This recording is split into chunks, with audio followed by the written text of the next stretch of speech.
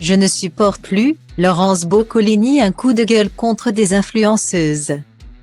Alors que la France vit actuellement dans un climat de vive tension en raison du passage en force de la réforme des retraites, Laurence Boccolini a fustigé certains contenus sur Instagram qui lui donnent des aigreurs. La tension est à son comble en France, depuis plusieurs semaines. Voilà plusieurs jours que les éboueurs ont décidé de montrer leur mécontentement dans plusieurs villes de France. Et évidemment, la capitale n'est pas épargnée. Dans la foulée de ce mouvement, de nombreuses manifestations ont fleuri spontanément à travers le pays. L'origine de la colère, la première ministre, Elisabeth Borne, a choisi de faire passer en force la réforme aussi redoutée qu'impopulaire des retraites en utilisant l'article 49.3 de la Constitution. Un geste que les Français vivent comme une véritable provocation, alors que 72% d'entre eux y étaient fermement opposés. Selon un sondage de l'Institut ELAB pour nos confrères de BFM TV. Et le conflit semble bien parti pour durer. Alors que le gouvernement a commencé les réquisitions pour faire place nette dans les ordures qui s'entassent à ciel ouvert dans Paris. Les éboueurs du privé annoncent rejoindre leurs collègues du secteur public. Une nouvelle qui devrait avoir des conséquences sur le ramassage des déchets des 5 arrondissements de Paris gérés par ce prestataire privé. Et jusqu'ici épargné par la grève des éboueurs.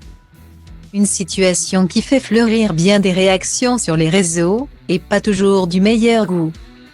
La semaine dernière, Carla Bruni a d'ailleurs provoqué la colère de nombreux internautes en posant fièrement sur un amas de poubelles. Tout sourire, ses lunettes de soleil sur le nez semblant se moquer de la situation.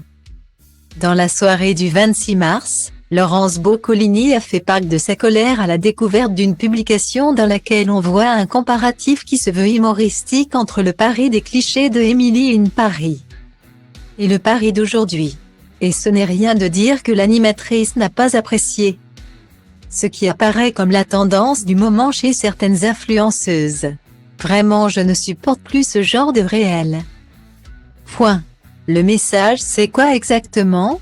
Déguiser une vraie problématique sous l'esthétique et juste avoir des vues?